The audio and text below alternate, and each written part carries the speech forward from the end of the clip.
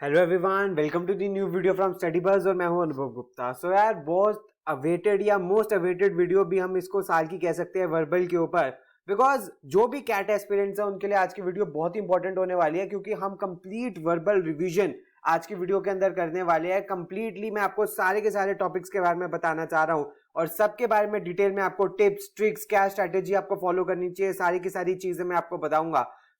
आज की वीडियो के अंदर हम बात करेंगे आरसीज के बारे में, पैराग्राफ समरी के बारे में, ऑड मैन आउट के बारे में, पैरा जंबल्स के बारे में, इनफैक्ट पैरा कंप्लीशन के बारे में भी बात करेंगे। इन सारे के सारे टॉपिक्स के बारे में डिटेल में बात करी जाएगी। तो वीडियो को ना ही आपको पॉज करना है ना ही आपको स्किप करना है, वीडियो को आपको एंड तक जरूर देखना है, बिकॉज जितनी भी देर की ये वीडियो होने वाली है, 1 घंटा 1 घंटे से थोड़े से ऊपर जितनी भी देर की ये वीडियो है, आपकी सब्सटैंशियल इंप्रूवमेंट आपके वर्बल सेक्शन के अंदर ये कर सकती है, आपके स्कोर को ये इंप्रूव कर सकती है, आपके कॉन्फिडेंस को बूस्ट कर सकती है, आपके कॉन्सेप्ट्स क्लियर कर सकती है, बहुत सारी चीजों के अंदर ये हेल्प करेगी। तो किसी भी तरीके से यार आपको ये इग्नोर नहीं करना है और इसको एंड तक जरूर देख के प्लीज अपना सजेशन नीचे कमेंट बॉक्स के अंदर बताइएगा, ताकि हम देख सके कि हाँ कितने बच्चों को हेल्प मिली है। तो चलिए, तो फ्रेंड्स इससे पहले हम स्टार्ट करें, I would like to request you channel को सब्सक्राइब करके बेल आइकन जरूर प्रेस कर देना, ताकि ऐसी सारी इंपॉर्टेंट वीडियोस की नोटिफिकेशन आपको मिलती रहे और किसी भी तरीके की कोई वीडियो आपसे मिस ना हो जाए। और आप हमारी स्टडी बस की ऐप भी डाउनलोड कर सकते हो, ऐप स्टोर से भी और प्ले स्टोर से भी, जहां पे आपको फ्री कैट के एमबीए मॉक्स एंड वीडियोस मिलती हैं। एंड आप हमारे साथ इंस्टाग्राम के ऊपर जरूर कनेक्ट हो जाइएगा। हमारा इंस्टाग्राम हैंडल है studybuzz_education। इसके ऊपर हम डेली बेसिस पे बहुत ही इंपॉर्टेंट कंटेंट पोस्ट करते हैं। और आप हमारे साथ फेसबुक ग्रुप पे भी कनेक्ट हो सकते हो, हमारे फेसबुक ग्रुप का नाम है स्टडी बज़। अगर फ्रेंड्स आप स्टडी बस के पेनड्राइव कोर्स में एनरोल करना चाहते हो तो ये हमारी वेबसाइट है www.studybuzz.co.in। यहां जाके कंप्लीट डिटेल्स आपको पेनड्राइव कोर्स के बारे में मिल जाएगी। चाहे आप क्वांट, वर्बल, एलआरडीआई, जीके या आप कॉम्बो कोर्स लेना चाहते हो, उसकी एनरोलमेंट आप वेबसाइट के ऊपर ही कर सकते हो। आपको ई बुक्स का भी फीचर मिलता है, कोई इंटरनेट नहीं चाहिए, सारी टेस्ट सीरीज मिलती है, कितनी भी बार आप देख सकते हो। और हर पेनड्राइव के साथ मिलता है आपको एक पोर्टल, जो कि अब ई बुक्स के साथ भी आता है। तो यानी कि आपको इंटरेक्टिव ई बुक्स भी मिलती हैं, आपको topic wise test, sectional mocks, weekly current affairs test और ये सारे फुल एंड मॉक्स भी मिलते हैं। इसके अलावा आपको एक स्टडी प्लानर का भी फीचर मिलता है, जिसके अंदर आप एक ऑर्गेनाइज मैनर के अंदर अपनी प्रिपरेशन कर सकते हो, आप अपनी डेडलाइन सेट कर सकते हो, डेली गोल्स को अचीव कर सकते हो, डेली एफर्ट्स को एडजस्ट कर सकते हो, क्वेश्चंस को टैग कर सकते हो, रिवाइज कर सकते हो। बहुत ऑर्गेनाइज मैनर के अंदर आपकी प्रिपरेशन हो सकती है। इसके रिलेटेड आपकी कोई भी क्वेरी है तो आप हमारे इस हेल्पलाइन नंबर 9958937705 पे आप हमें कॉन्टैक्ट कर सकते हो। अगर फ्रेंड्स मैं बात करूं, अभी आप जब ये वीडियो देख रहे हो कैट एग्जाम से पहले, तो एक्चुअली आपकी सिचुएशन इस समय यही हो गई होगी कि हाई स्ट्रेस लेवल है कि यार अब हम मेहनत तो बहुत कर रहे हैं लेकिन हमें हमारी डिजायर्ड परफॉर्मेंस देखने के लिए नहीं मिल रही है। मार्क्स ही पढ़ते हैं, हमें समझ नहीं आती, हम पैरा जंबल्स में टिक कुछ करते हैं, आंसर कुछ हो जाता है, पैरा कंप्लीशन के क्वेश्चन दिमाग के ऊपर से निकल जाते हैं, मॉक्स हैं, वीकली है, सारी चीजें हैं। हर एक चीज की वजह से आप स्ट्रेस आउट हो रहे हो, हर एक चीज की वजह से हो सकता है किसी ना किसी बच्चे को एंजाइटी हो रही हो, लेकिन कोई बात नहीं, this is the part of process. हर एक सीरियस एस्पिरेंट को किसी भी कॉम्पिटिटिव एग्जाम से पहले ऐसा फील होना बिल्कुल नॉर्मल है। अगर आपको ऐसा फील हो रहा है तो इसका मतलब यह है कि हाँ यार, आपने जेन्युइनली इस एग्जाम के लिए मेहनत करी है और आपने इस एग्जाम के लिए अपना एफर्ट डालने की कोशिश करी है। क्योंकि अगर किसी बच्चे ने कोई पढ़ाई नहीं करी होती तो उसको कोई टेंशन नहीं होती। Tension is the part of the process, तो उससे बिल्कुल भी घबराना नहीं है। बस ये बात को आपको ध्यान रखना है कि ये टेंशन आपके सर पे ना चढ़ जाए और आपकी परफॉर्मेंस को हैम्पर ना करे। तो अगर आपको थोड़ा स्ट्रेस है या हाई स्ट्रेस भी है तो ये आपको पुश करेगा कि यार आप अपनी लिमिट्स को एक्सटेंड करो और जाके आप अपनी बाउंड्रीज को पुश करके अपने गोल को, अपने टारगेट को अचीव कर सको। इसको एक बहुत पॉजिटिव वे के अंदर लेना। बिल्कुल भी मेरी हमेशा ये एडवाइस सारे बच्चों को रहती है कि घबराना नहीं है। एग्जाम जिस भी दिन हो, एग्जाम में जो भी पूछा जाए, आप अपना बेस्ट करके आओगे। आप किसी भी तरीके से ऐसा नहीं होना चाहिए कि आपको ये लगे कि यार मैं इससे बेटर परफॉर्म कर सकता था, या मेरे पास जो एग्जाम से पहले कुछ दिन थे उसके अंदर मैं बेटर परफॉर्म कर सकता था। तो किसी भी तरीके से ऐसा नहीं होना चाहिए। आप जब भी ये वीडियो देख रहे हो, टिल द टाइम आपका जो एग्जाम है, तब तक आपको बिल्कुल गिव अप नहीं करना, बहुत ज्यादा मेहनत करनी है, मैक्सिमम मॉक्स आपको लिखने हैं, जितने हो सके मॉक्स लिखने हैं, उनका एनालिसिस करना है। बिकॉज बिना मॉक के कैट एग्जाम निकालना एक नेक्स्ट टू इम्पॉसिबल टास्क है। इसीलिए आप अगर आपको स्ट्रेस फील हो रहा है, आप घबरा रहे हो, आपको टेंशन फील हो रही है, कोई टेंशन लेने की बात नहीं है। अपनी मेहनत करते चलो, अपनी प्रैक्टिस करते चलो और डेफिनेटली आपका पेपर अच्छा होगा। ये मेरी गोल्डन पीस ऑफ एडवाइस है हर एक बच्चे के लिए, तो बिल्कुल भी घबराने की बात नहीं है। और अब चलते हैं सारे टॉपिक्स के ऊपर, एक एक करके पहले बात करते हैं। तो फ्रेंड्स, इससे पहले हम टॉपिक के ऊपर जाएं, थोड़ा सा पैटर्न को समझने की कोशिश करते हैं कि ओवर द इयर्स पैटर्न क्या रहा है। अगर मैं 2017 से बात करना शुरू करूं तो 2017, 2018 और 2019 तक पैटर्न एक जैसा सा मोर और लेस रहा है।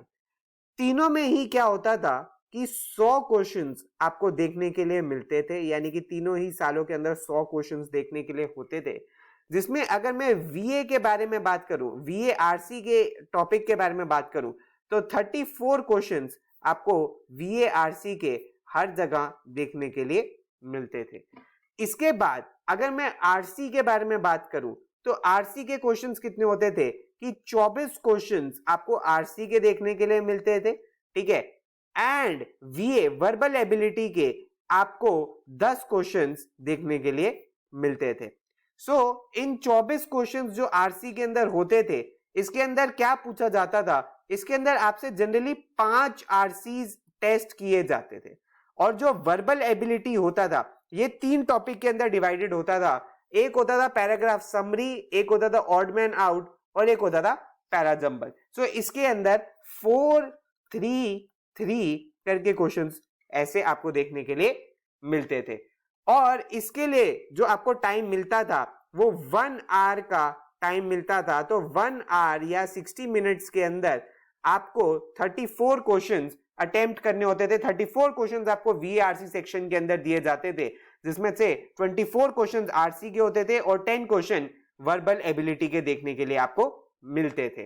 तो फ्रेंड्स, अगर मैं 2020 के बारे में बात करूं तो 2020 में बेसिकली क्या हुआ, 2020 के अंदर कैट को 3 स्लॉट के अंदर डिवाइड किया गया इंस्टेड यूजुअली जो 2 स्लॉट्स के अंदर होता था। और जो नंबर ऑफ क्वेश्चंस थे वो 34 से रिड्यूस करके एक्चुअली कितने कर दिए गए थे, 26 क्वेश्चंस कर दिए गए थे। और जो टाइम था, जो 34 क्वेश्चंस में आपको 60 मिनट्स का टाइम मिलता था, वो अब रिड्यूस करके 40 मिनट्स का कर दिया गया था। तो 40 मिनट्स का जब ये टाइम रिड्यूस कर दिया गया तो नंबर ऑफ क्वेश्चंस किस तरीके से पूछे गए कि आरसी से आपसे 18 क्वेश्चंस पूछे गए थे। 18 क्वेश्चंस के अंदर रफली आपसे 4 आरसीज पूछे गए थे। ऑन दी कॉन्ट्ररी, अगर वर्बल एबिलिटी के बारे में बात करूं तो वर्बल एबिलिटी से बचे हुए क्वेश्चंस पूछे गए थे, यानी कि जो 8 क्वेश्चंस पूछे गए थे, जो कि paragraph summary, odd man out और पैरा जंबल से आपको देखने के लिए मिले थे। तो यानी कि टाइम भी रिड्यूस हुआ था, नंबर ऑफ क्वेश्चंस भी रिड्यूस हुए थे। अब इस साल 2021 के अंदर ऐसी कहा जा रहा है कि number of questions further reduce हो सकते हैं। अब नंबर ऑफ क्वेश्चंस अगर कैट में 76 से रिड्यूस होते हैं तो कितने भी हो सकते हैं, वो 70 भी हो सकते हैं, 68 भी हो सकते हैं। लेकिन अगर हम एक जनरल एस्टिमेट मान के चलें कि ऐसी पॉसिबिलिटी है कि 66 क्वेश्चंस का एग्जाम आपको देखने के लिए मिल सकता है।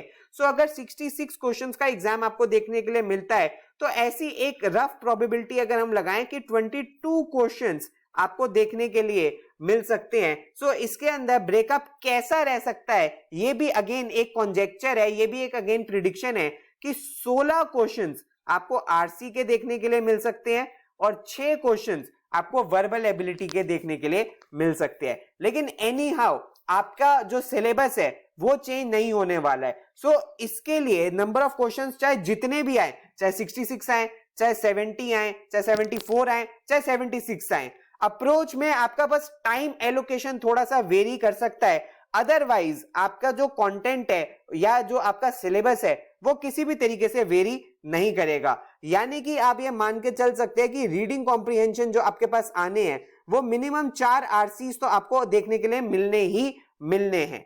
अब इससे पहले हम आगे जाए, मैं आपको कुछ पेपर अटेम्प्ट करने की स्ट्रैटेजी भी बताना चाहता हूं कि मान लीजिए आपके पास 40 मिनट दिए गए हैं, तो 40 मिनट को आपको कैसे यूटिलाइज करना है। जो एक स्ट्रैटेजी मैंने जनरली देखी है जो वर्क करती है कि आप पहले आरसी को कीजिएगा, ठीक है, क्योंकि एक बार जब आरसी हो जाएंगे उसके बाद वीए करने में इतना कोई आपको डिफिकल्टी नहीं होगी। तो इन केस अगर आपके पास 4 आरसीज आते हैं तो आप अराउंड 24 मिनट्स के अराउंड आप आरसीज को डिवोट कर सकते हो। 24 से आप 26 मिनट्स आरसीज को डिवोट कर सकते हो, और जो रिमेनिंग टाइम आपके पास बचा है 14 टू 16 मिनट्स का, उसको आप वीए के अंदर स्पेंड कर सकते हो। बच्चे जो वीए पहले कर लेते हैं और आरसीज को बाद में करते हैं, उनको ये चैलेंज देखने के लिए मिलता है कि वो आरसीज के अंदर पैनिक करने लग जाते हैं, अरे यार टाइम कम बचा है, आरसीज बड़े लेंदी बचे हैं। ऑन दी कॉन्ट्ररी, अगर टाइम कम होता है तो वीए के क्वेश्चन शॉर्ट होते हैं, करने में थोड़ी सी इजी होते हैं। तो ये जस्ट एक स्ट्रैटेजी है, अगर ये आपके लिए वर्क करती है तो बहुत अच्छी बात है, लेकिन अगर आप वीए पहले करने में कंफर्टेबल हो तो उसके अंदर भी कोई प्रॉब्लम नहीं है। बट हाँ, टाइम मैनेजमेंट आपको अच्छे तरीके से करना है। सो रीडिंग कॉम्प्रिहेंशन के अंदर आपको एटलीस्ट 4 आरसी देखने के लिए मिलने हैं, जो अलग अलग सब्जेक्ट से आपसे पूछे जा सकते हैं। एंथ्रोपोलॉजी से, डार्विनिज्म से, एनवायरमेंट से, कल्चर से, लैंग्वेज से, साइको एनालिसिस से, किसी भी टॉपिक से आपको 4 आरसी पूछे जा सकते हैं। उसके बाद अगर हम पैरा समरी के बारे में बात करें तो पैरा समरी एक्चुअली क्या होती है कि पैरा समरी के अंदर आपको एक टॉपिक दे दिया जाता है, एक पैराग्राफ दे दिया जाता है, और उसके बाद आपको 4 ऑल्टरनेट समरीज दे दी जाती हैं, और उन 4 ऑल्टरनेट समरीज के अंदर से आपको सबसे रेलेवेंट समरी चूज करनी होती है। जनरली होता क्या है कि बच्चे 2 ऑप्शंस तो एलिमिनेट कर देते हैं, लेकिन 2 ऑप्शंस के अंदर कंफ्यूज हो जाते हैं। सो आप इन 4 ऑप्शंस में से करेक्ट आंसर पे तभी पहुंच सकते हो जब आप जो 2 रिमेनिंग ऑप्शंस हैं उनको एक दूसरे से डिफरेंशिएट कर सको कि हाँ पहला ऑप्शन दूसरे ऑप्शन से कैसे डिफरेंशिएट होता है, तभी आप पैरा समरी के क्वेश्चन कर सकते हो। एंड पैरा समरी के क्वेश्चन करने के लिए आपके लिए एक बेटर स्ट्रैटेजी रहेगी कि आप खुद की छोटी सी समरी बना लो, ताकि आपको पता लग जाए कि हाँ यार एक्चुअली इसकी समरी क्या है। और अगर आप पैरा समरी को प्रैक्टिस कर लेते हो तो वो आपको रीडिंग कॉम्प्रिहेंशन के अंदर भी हेल्प करेगी कि मान लीजिए आपको रीडिंग कॉम्प्रिहेंशन अंडरस्टैंड करने में प्रॉब्लम हो रही है, तो आप पैरा समरी की टेक्निक से उस आरसी के बड़े बड़े पैराग्राफ्स को समराइज करके एक इजी तरीके से समझ सकते हो।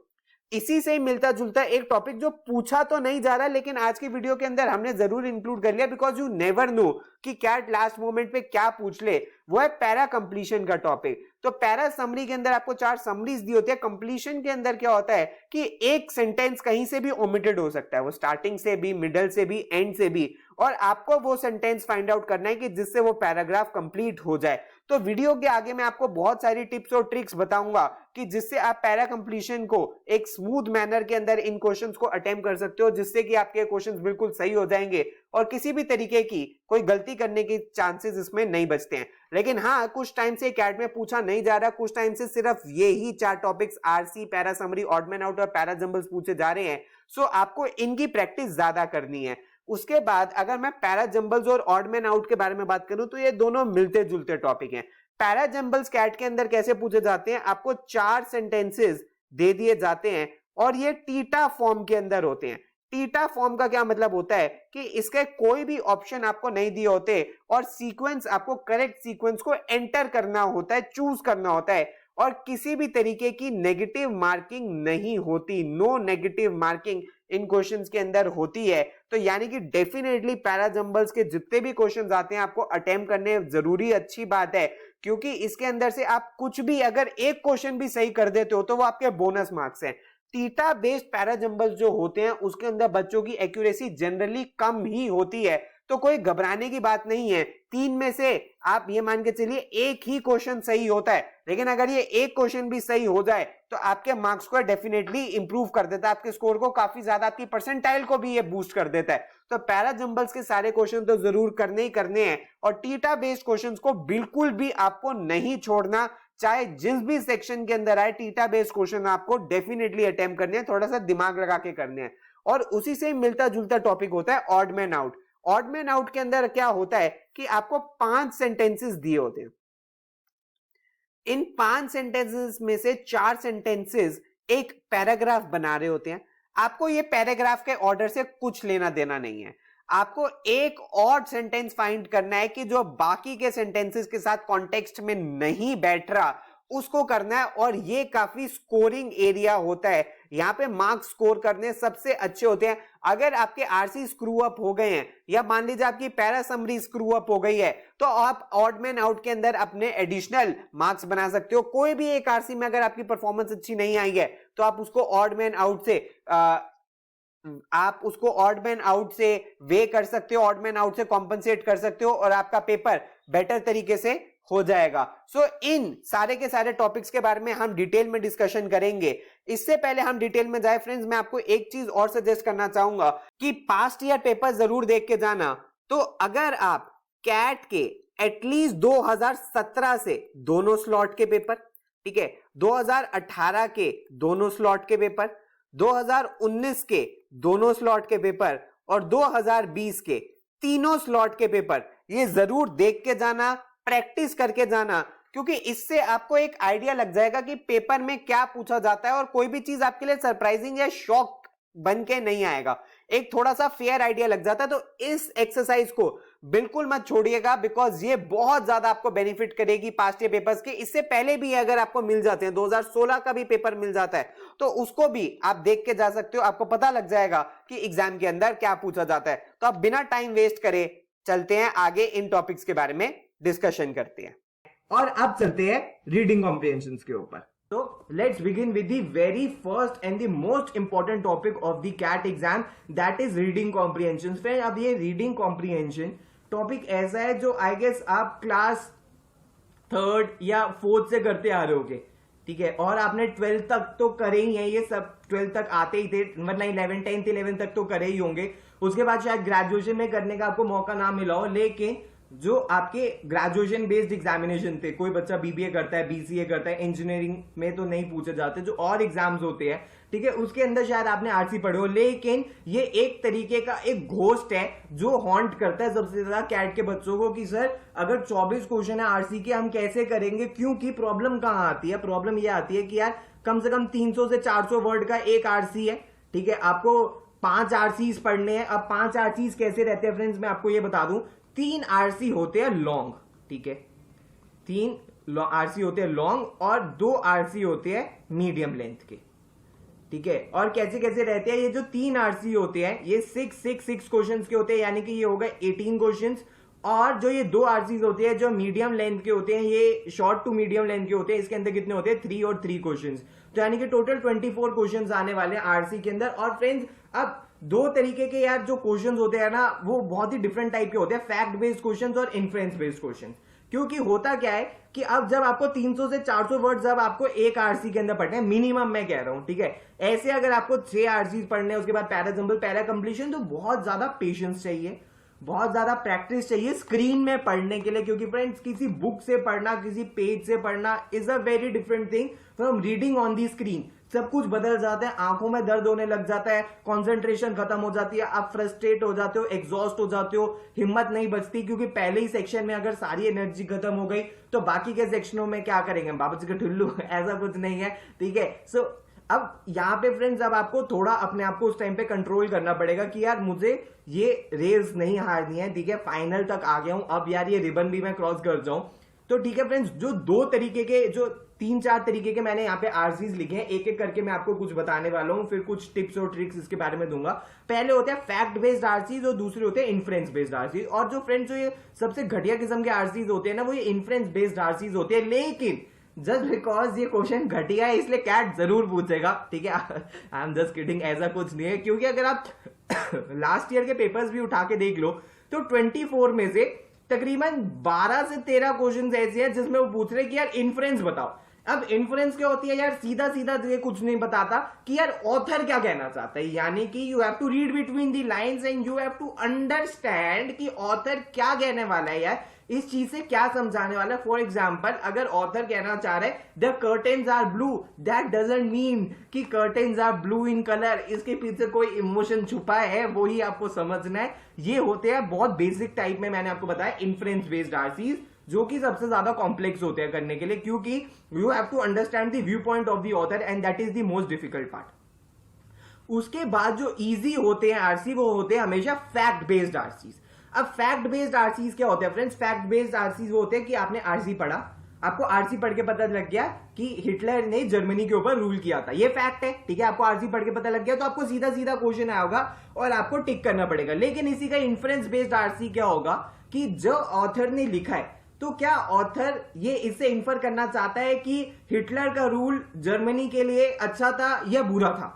अब ये कोई फैक्ट आपको मेंशन नहीं है पैसेज के अंदर, तो अब आपको क्या करना पड़ेगा, ऑथर ने जिस स्टाइल टोन थीम के अंदर वो लिखा है उससे कुछ आपको क्लूज इन्फर करने पड़ेंगे कि ऑथर क्या प्रेफर कर रहा है। ऑथर जर्मनी पे नाजी रूल प्रेफर कर रहा है या नहीं कर रहा है, ये इन्फ्लुएंस बेस्ड आरसीज है। और फ्रेंड्स, चाहे आप रो के करो चाहे हंस के करो, ये क्वेश्चंस आपको करने पड़ेंगे। इसके लिए मैं अभी आपको बताऊंगा कि क्या होता है। उसके बाद होता है friends tone, style and theme. ये बहुत ही ज्यादा इंपॉर्टेंट है क्योंकि जो अगली स्लाइड आने वाली है, जो अगली चीज मैं बताऊंगा वो मैं ये बहुत डिटेल में बता रहा हूं, टोन और स्टाइल क्या होती है, ठीक है, और किस इनके एग्जाम्पल्स क्या होते हैं, ठीक है, ये सारी चीज मैं कवर करने वाला हूं। फॉर एग्जाम्पल आरसी में आपसे पूछ ले कि यार what is the tone of this line, या what is the tone of this passage, या what is the style of the author of writing.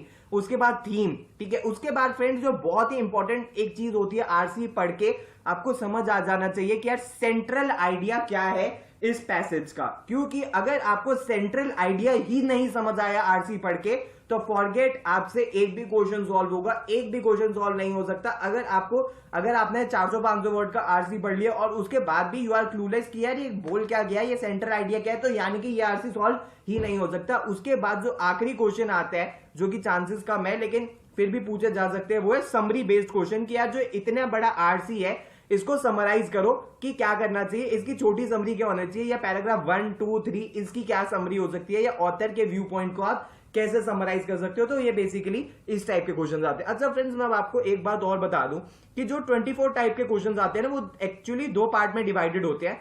एक होता है फॉर एग्जांपल आपके बिजनेस वर्ल्ड के, ठीक है, साइंस के, टेक्नोलॉजी के क्वेश्चंस, ठीक है, और दूसरे टाइप के क्वेश्चंस होते हैं आपके ह्यूमैनिटीज के, ठीक है, हिस्ट्री के, ज्योग्राफी के, कुछ भी हो सकते हैं, बेसिकली ह्यूमैनिटी स्टाइल के क्वेश्चन होते हैं। Now you have to decide कि आप कौन से डोमेन के अंदर ज्यादा, ठीक है, आप ज्यादा शार्प हो। फॉर एग्जांपल जैसे मेरे लिए ह्यूमैनिटीज, हिस्ट्री और ज्योग्राफी टाइप के क्वेश्चंस करने इजी रहते हैं, तो हम वो वाले आरसी पहले पढ़ के उनको डन करेंगे। लेकिन कुछ बच्चे जो बीटेक बैकग्राउंड के हैं या जो साइंस बैकग्राउंड के हैं, हो सकता है उनको साइंस एंड टेक्नोलॉजी के आरसीज पढ़ के ज्यादा कंफर्टेबल लगता हो, तो उनको वो वाले आरसीज पहले करने चाहिए। तो ये सारी स्मार्ट थिंग आपको पेपर में अपनी लगानी है कि यार इस वाले आरसी के टॉपिक से मैं बिल्कुल मुझे क्लियर है, ठीक है, इससे ये टॉपिक मेरे टाइप का है, तो इसको मैं पढ़ के सॉल्व कर सकता हूं। लेकिन अगर वो टॉपिक आपके टाइप का नहीं है तो उसको बाद के लिए छोड़ दो, उसको बिल्कुल मत छोड़ो, उसको बाद के लिए छोड़ दो। तो ठीक है, जब आपने आरसी पढ़ लिया उसके बाद सबसे पहले आपको जो चीज क्लियर हो जानी चाहिए वो टोन तो नहीं होगी एक बार में, लेकिन स्टाइल और सेंट्रल आइडिया आपको पढ़ते ही क्लियर हो जाना चाहिए कि यार ये आरसी किस चीज के बारे में बात कर रहा है और ये कैसे लिखा गया है, ठीक है। तो अब इसके बाद फ्रेंड्स जो हमने ये सारी चीजें तो देख लिया कि यार फैक्ट बेस्ड क्वेश्चंस तो सिंपल होते हैं, इन्फ्लुएंस बेस्ड जो क्वेश्चन या ऑथर आपसे क्या कहना चाह रहा है, hidden between the lines, tone, style and theme मैं अभी करवाने वाला हूं। Central idea is the main idea, ठीक है, ये डोमिनेंट आइडिया होगा फ्रेंड्स, ये किसी तरीके का एक छोटा सा आइडिया नहीं होगा जो पैसेज के किसी कोने में मेंशन्ड होगा। ये एक ऐसा आइडिया होगा जिसके अराउंड पैसेज रिवॉल्व कर रहा होगा। और लास्ट होता है समरी के क्वेश्चन, ये मैं आपको और क्लियर कर दूंगा जब हम आगे अभी जाएंगे। उसके बाद फ्रेंड्स अब मैं आपको बता देता हूं स्टाइल क्या होता है और टोन्स क्या होते हैं। इसमें बच्चों के मुझे बहुत सारे डाउट आते हैं कि सर हमें टोन्स और स्टाइल समझ नहीं आते। अब आप इस बात को समझना कि स्टाइल और टोन में क्या डिफरेंस है। अब फ्रेंड्स जो स्टाइल होता है ना, style is something the manner in which the passage is written, कि ये पैसेज कैसा लिखा गया है उसको बेसिकली बोला जाता है स्टाइल। और टोन क्या होती है, tone is the emotion behind that passage, की वो ऑथर अपना क्या इमोशन शो करना चाह रहा है उसको बेसिकली टोन बोला जाता है। Style remains consistent through out the passage.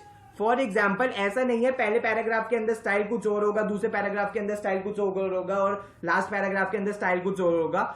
Style जो होता है वो बिल्कुल कंसिस्टेंट रहता है थ्रू आउट द पैसेज। और जो टोन है वो लाइन टू लाइन भी बदल सकती है, ठीक है, ये मैंने नीचे बहुत सारी टोन्स लिखी है, लाइन टू लाइन भी टोन चेंज हो सकती है, ठीक है। सो इसके लिए आपको क्लियर रहना पड़ेगा कि यार जब टोन पूछा है तो बेसिकली इमोशन पूछना चाह रहा है, और जो स्टाइल पूछा है वो पूछ रहा है कि यार ये ऑथर किस टाइप में, किस मैनर में लिखता है। ये दो बेसिकली स्टाइल और टोन के क्वेश्चन का डिफरेंस होता है। एक जो थर्ड डिफरेंस है फ्रेंड्स, स्टाइल सिर्फ 7 टाइप्स के होते हैं जो मैंने ये यहां पे लिखे हैं, लेकिन टोन्स इंग्लिश लैंग्वेज में जितने इमोशंस हैं, हजारों हजारों हजारों वर्ड्स, वो सारे टोन्स हो सकते हैं किसी भी पैसेज के। तो ये आपको पता होना चाहिए कि यार इंग्लिश में जितने भी इमोशंस है फ्रेंड्स, मैं आपको हजारों हजारों इमोशंस तो नहीं बता सकता, लेकिन जो भी इंपॉर्टेंट इमोशंस है वो मैं कोशिश करूंगा कि मैं आपको यहाँ पे जो मार्क करके यहाँ पे आपको थोड़ा बहुत समझा दूं कि यार बेसिकली क्या टाइप के इमोशंस होते हैं। तो ये बेसिकली डिफरेंस होता है स्टाइल और टोन का। अब फ्रेंड्स समझते हैं कि स्टाइल, ये जो 7 तरीके के स्टाइल होते हैं ये क्या होते हैं, और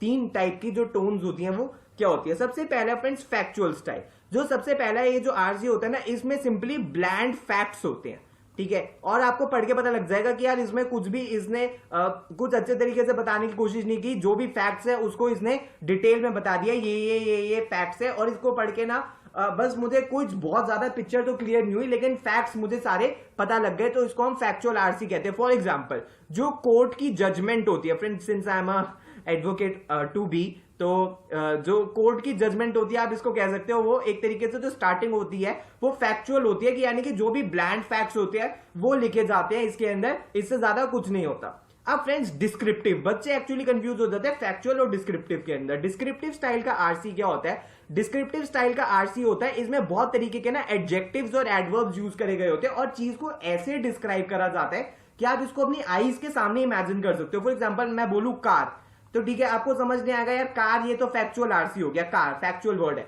लेकिन मैं बोलूं red sports Ferrari car, Ferrari red sports car, अब ये क्या हो गया, ये एक तरीका का डिस्क्रिप्शन हो गया, क्योंकि अब आप फरारी की रेड स्पोर्ट्स कार को अपनी आईज के सामने इमेजिन कर सकते हो। यानी कि जब आप आरसी पढ़ के चीज को अपनी आईज के सामने इमेजिन कर लो तो वो डिस्क्रिप्टिव हो, जब नहीं कर पाओ तो फैक्चुअल। उसके बाद डेटा ड्रिवन क्या होता है फ्रेंड्स, ये स्टैटिस्टिकल वो होता है आरसी, इसके अंदर सिर्फ डेटा डेटा डेटा नंबर्स दिए होते हैं, वो डेटा ड्रिवन स्टाइल होता है। उसके बाद नैरेटिव स्टाइल। अब नैरेटिव स्टाइल क्या होता है फ्रेंड्स, अगर आपने कभी भी नरेशन वर्ड सुना हो, तो नरेशन का मतलब होता है हमेशा जब कोई थर्ड पर्सन या कोई भी पर्सन जब नरेट कर रहा होता है तो उसको जनरली फर्स्ट पर्सन में नरेट करा जाता है। तो यानी कि आई, वी, मी, अस, ऐसे करके अगर वर्ड्स में आरसी लिखा गया है, ऑथर पूरा का पूरा किसी चीज को नरेट कर रहा है, फर्स्ट पर्सन में जनरली लिखा जाता है फ्रेंड्स ये, तो उसको बोला जाता है नरेटिव आरसी। और फ्रेंड्स अगर कुछ आरसी ऐसा है कि आपको पढ़ के कुछ ना समझ आए और आपको लगे भाई कहना क्या चाहते हो, तो यानी कि जो अगर टॉपिक हो गया फिलोसफी को लेके, ठीक है, थियोलॉजी को लेके, फिलोसफी को लेके, थियोलॉजी को लेके, साइकोलॉजी को लेके, यानी कि एब्स्ट्रैक्ट टॉपिक जो बिना सर पैर के टॉपिक है उनको बेसिकली क्या बोला जाता है, एब्स्ट्रूस टॉपिक है या एब्स्ट्रैक्ट टॉपिक है यार, कि पढ़ के कुछ नहीं समझ आया, ठीक है, तो वो एब्स्ट्रैक्ट स्टाइल है। उसके बाद एनालिटिकल स्टाइल है फ्रेंड्स। एनालिटिकल स्टाइल वो होता है जिसमें एक पूरा आपको पढ़ के लगे कि यार एनालिसिस हुआ है किसी चीज का। फॉर एग्जांपल किसी भी एक टॉपिक को उठा लिया, उसके गुड पॉइंट्स, उसके बैड पॉइंट्स, ठीक है, उसकी शॉर्टकमिंग्स, उसकी अचीवमेंट्स, मैं सिर्फ आपको एग्जांपल्स दे रहा हूं क्या क्या हो सकता है। उसके अलावा कोई एक्सपर्ट ओपिनियन है, ठीक है, तो यानी कि आपको लगे कि यार पूरी चीज को, किसी चीज को इन्होंने एनालाइज कर दिया है, ठीक है, तो उस स्टाइल को बोला जाता है एनालिटिकल स्टाइल। और लास्ट स्टाइल होता है आर्ग्यूमेंटेटिव, यानी कि ये पढ़ के आपको लगे क्या यार ये डिबेट हो रही है क्या, तो यानी कि वो गुड और बैड, पहले तो किसी चीज को हो सकता है वो बहुत ज्यादा वो करे, अच्छा बोले, और उसके बाद उसको बिल्कुल रिवर्स हो जाए, तो यानी कि आपको लगे कि यार ये क्या, ये पहले फॉर द मोशन बोल रहा था अब अगेंस्ट द मोशन बोल रहा है, तो एक डिबेटिंग स्टाइल की आपको फील आएगी, तो होता है आर्गुमेंटेटिव स्टाइल। तो बेसिकली फ्रेंड्स ये 7 तरीके के होते हैं स्टाइल्स। उसके बाद टोन्स क्या है फ्रेंड्स, बेसिकली अगर मैं टोन्स को डिवाइड करूं तो 3 तरीके की टोन्स में डिवाइड हो जाती है, पॉजिटिव टोन, नेगेटिव टोन और न्यूट्रल टोन। अभी मैंने आपको बताया था जितने भी इमोशंस हैं इंग्लिश लैंग्वेज में वो सारे के सारे टोन्स हो सकते हैं। फॉर एग्जांपल पॉजिटिव टोन क्या है, यानी कि अगर आपको लाइन को या पैसेज पढ़ के लगे कि ऑथर कंसर्न्ड है किसी चीज के बारे में, या सिंपैथी शो कर रहा है, डाइडैक्टिक यानी कि टीचिंग, वो टीच कर रहा है, अच्छे से समझाने की कोशिश कर रहा है, ऑड्यूलेटरी यानी कि तारीफ कर रहा है, कंपैशन शो कर रहा है, किसी चीज की एप्रिसिएशन कर रहा है, ये ऑप्टिमिस्टिक है। ये फ्रेंड्स सिर्फ एक मियर एग्जांपल्स हैं, ये कंप्लीट लिस्ट ऑफ टोन्स नहीं है, हजारों हजारों टोन्स हो सकती है, वो आपको वहां पे पढ़ के इमेजिन करना पड़ेगा और एनालाइज करना पड़ेगा कि यार ये टोन पॉजिटिव टोन है या नेगेटिव टोन है। पॉजिटिव टोन है तो ये डाइडैक्टिक है या ऑड्यूलेटरी है, तो ये आप जब पढ़ोगे तब आपको समझ आएगा। उसके लिए आपको इन सारे इमोशंस के मीनिंग क्लियर होने चाहिए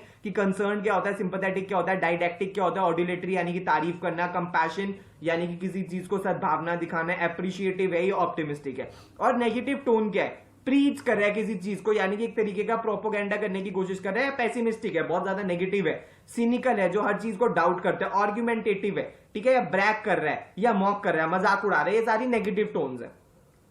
उसके बाद न्यूट्रल टोन्स कैसी होती है फ्रेंड्स? ऑब्जेक्टिव। ऑब्जेक्टिव का बेसिकली मतलब क्या होता है कि जो चीज जैसी है उसको वैसे ही बताना, सारे फैक्ट्स एज इट इज बता देना, इसमें किसी भी तरीके का कोई जब मिर्च मसाला नहीं लगाया जाता है या अपनी ओपिनियन नहीं दी जाती है, ठीक है, बिल्कुल न्यूट्रल स्टैंड से सोचा जाता है, तो उसको बेसिकली बोला जाता है objective. Obvious, analytical. Analytical tone में ना तो कुछ अच्छा है ना ही कुछ बुरा है, बिकॉज इसमें दोनों ही चीजें हैं, इसमें अच्छी चीज भी है बुरी चीज भी है, किसी चीज को आप डीपली एनालाइज कर रहे हो तो वो ना ही पॉजिटिव है ना ही नेगेटिव है, that is a neutral thing. Equivocal. Equivocal का बेसिकली मतलब होता है जिसका कोई सीधा सीधा मतलब ना निकाला जा सके, तो जब सीधा सीधा मतलब नहीं निकाला जा सकता तो ना ही वो पॉजिटिव है ना ही नेगेटिव है। ह्यूमरस और डिप्लोमैटिक। डिप्लोमैटिक का भी मतलब वही होता है फ्रेंड्स, जो कभी भी किसी चीज का सीधा सीधा येस और नो के अंदर आंसर ना दे, उसको बेसिकली बोला जाता है डिप्लोमैटिक रिप्लाई। तो यानी कि ना ही वो आंसर पॉजिटिव है और ना ही वो आंसर नेगेटिव है। इसके अलावा भी फ्रेंड्स बहुत सारी टोन्स हो सकती है, तो इसके लिए आपको और इमोशंस देखने पड़ेंगे इंग्लिश लैंग्वेज के। उसके बाद जो फ्रेंड्स सबसे बड़ी प्रॉब्लम आती है कि यार ट्रिकी और लेंदी आरसी हो, तो उस टाइम पे क्या करें? तो फ्रेंड्स सबसे पहले तो मैं आपको ये बता दूं कि यार जो मैं जनरली बच्चों को पिछले 1-2 सालों के अंदर ट्रिक्स बताते हैं कि लेंदी आरसीज को कैसे करें। फॉर एग्जांपल जो पहले 3 आरसीज आने वाले हैं उसमें 6 क्वेश्चंस है, तो यानी कि ये 400 to 500 वर्ड्स का भी आरसी हो सकता है, मतलब 350 to 500 वर्ड्स तक के आसपास के ये आरसी हो सकते हैं। तो इसमें आपको क्या करना चाहिए? जनरली मैं बताता हूं कि यार जब इतने लेंथी आरसीज है ना, तो पहले क्वेश्चंस पढ़ के देख लो, ठीक है, कि क्वेश्चंस किस टाइप के, इन्फ्रेंस बेस्ड है, फैक्ट बेस्ड है। अगर इन्फ्रेंस बेस्ड है तो हम आरसी को वैसे पढ़ेंगे, अगर फैक्ट बेस्ड है तो हम आरसी को वैसे पढ़ेंगे, क्योंकि क्वेश्चंस पहले पढ़ के ना आपको पता लग जाता है कि आपको आरसी में वो चीजें पढ़नी है। लेकिन ऑन दी कॉन्ट्रेरी अगर आप आरसी पहले पढ़ते हो और फिर क्वेश्चंस पढ़ते हो, तो आपको फिर दोबारा आरसी के ऊपर दोबारा आना पड़ेगा कि मैं फिर दोबारा आरसी पढ़ूं और क्वेश्चन में जाके उसको मार्क कर दूं। तो that is basically only duplication of effort, nothing else. तो हमें डुप्लीकेशन ऑफ एफर्ट नहीं करना है, हमें कोशिश करनी है कि हम कम से कम टाइम में सारी चीजें कर सके। तो सबसे पहली चीज जो लेंदी आरसी में, एक जस्ट मेरी एक टैक्टिक है, एक टेक्निक है, आपको अगर ये सूट नहीं करती है तो आप पहले आरसी भी पढ़ सकते हो, कि अगर लेंदी आरसीज है तो पहले क्वेश्चंस पढ़ के देख लो यार कैसे है, और उसके बाद उसको सॉल्व कर देना। तो इसके लिए जो मैं सबसे पहली चीज बताता हूं कि जो इन्फ्रेंस बेस्ड आरसीज है उसके लिए क्या करना चाहिए, ठीक है। उसके लिए फ्रेंड्स आपको ना थोड़ा क्रिटिकल रीजनिंग को अपना स्ट्रॉन्ग करना पड़ेगा, बिकॉज अब सीधे सीधे आरसी नहीं होंगे, ठीक है। अगर सीधे सीधे आरसी होंगे तो पूरे इंडिया की IIM 99% पे कॉल आ जाएगी, दैट इज नॉट पॉसिबल। तो थोड़ी सी आपको क्रिटिकल रीजनिंग अपनी स्ट्रॉन्ग करनी पड़ेगी, यानी कि जितने भी दिन आपके पास बचे हैं ना यार, उनमें क्रिटिकल रीजनिंग को जरूर प्रैक्टिस कर लेना, ठीक है। तो आपके ये आरसीज के जो इन्फ्रेंस बेस्ड क्वेश्चंस है वो आप थोड़े से सॉल्व कर पाओगे। उसके बाद फ्रेंड्स वही मैंने बात जो अभी बताई थी, RC is lengthy then it is preferable to read the question first, क्योंकि उसको आपको पढ़ के पता लग जाता है कि आपको आरसी के अंदर क्या पढ़ना है, पता चले आप फैक्ट्स ढूंढते रह जाओ और क्वेश्चन आपसे इन्फ्रेंस पूछता रह जाए। उसके बाद फ्रेंड्स अब जो सबसे बड़ी एक प्रॉब्लम आती है वो आती है रिटेंशन की, कि रिटेन हम कैसे करें यार, इतने बड़े आरसी को हम माइंड में रिटेन कैसे करें। तो उसके लिए फ्रेंड्स आपको पैरा समरी जरूर प्रैक्टिस करनी पड़ेगी, अभी हम आगे आएंगे जस्ट अब पैरा समरी पे थोड़ी देर में। तो इसके लिए आप क्या कर सकते हो, अगर 4 पैराग्राफ्स हैं या 5 से 6 पैराग्राफ्स हैं, तो हर 1 या 2 पैराग्राफ को आपको 1 या 2 लाइन के अंदर ही समराइज करना है कि यार ये ब्रॉड बात ये कहना चाह रहा है इसके अंदर।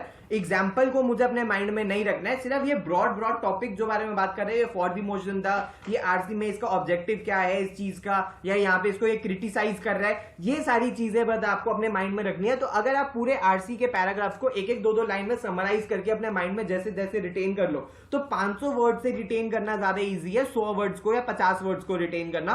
So this will seriously help you a lot, अगर पूरे के पूरे पैराग्राफ को आप समराइज कर लो 1 से 2 लाइन के अंदर ही, 1 से 2 सेंटेंसेस नहीं कह रहा, 1 से 2 लाइन के अंदर ही। उसके बाद अब नेक्स्ट जो चीज है फ्रेंड्स, जो मैंने अभी आपको बताया था कि यार अगर आप किसी सेट ऑफ क्वेश्चंस के अंदर कंफर्टेबल नहीं हो तो उसको एंड के लिए छोड़ दो, अभी मत करना उसको, क्योंकि आप अभी स्टार्टिंग में ही करके अपना टाइम वेस्ट करोगे, क्योंकि जैसे क्लॉक बढ़ती रहती है वैसे वैसे आपके ऊपर टाइम प्रेशर और प्रेशर भी बिल्ड होता रहेगा। तो उसको एकदम एंड के लिए छोड़ देना। और फ्रेंड्स जहां देख के आपको लगे कि आंसर इज टू ऑब्वियस, अबे यही आंसर, वहां पे तो डबल कॉशियस हो जाना, बिकॉज बहुत रेयर चांसेस है कि बहुत ही सीधा सीधा आंसर आपको मिल जाए कि हाँ ले बेटा आपके सामने गुलाब जामुन हमने परोस के रख दिया, आओ इसको खा लो। ऐसा नहीं हो सकता, because it could be a trap. I am not saying it will always be a trap, ठीक है, क्योंकि हो सकता है आंसर इजी हो, लेकिन इतना नहीं है कि आंसर इतना सिंपल हो कि आपके सामने अरे ये रहा ऑप्शन 1, ये तो मुझे मिल गया, नहीं। तो अगर कोई चीज पढ़ के आपको टू ऑब्वियस लगे कि अबे यार ये तो यही था पैसेज में मैंने पढ़ा है, तो एक बार ना उसको रिकन्फर्म कर लेना कि यार ये वही चीज है ना, कि कहीं मुझे फंसाने की कोशिश तो नहीं कर रहा। इसके बाद जो प्रॉब्लम आती है फ्रेंड्स, वो आती है हमेशा टू ऑप्शंस के अंदर आप जब कंफ्यूज हो जाते हो। तो उसके लिए आपको उस टाइम पे क्या करना है, आपको कीवर्ड्स ढूंढने हैं पैसेज के अंदर कि ये दोनों ऑप्शंस आपस में कैसे डिफर कर रहे हैं। फॉर एग्जाम्पल हो सकता है ये दोनों ऑप्शंस 80% सिमिलर हो, लेकिन वो 20% डिसिमिलैरिटी क्या है ये आपको फोकस करना है। 80% सिमिलैरिटी पे आपको फोकस नहीं करना, वो जो 20% की डिसिमिलैरिटी है उस पे आपको फोकस करना है, और उसमें कीवर्ड्स क्या है डिसिमिलर होने के।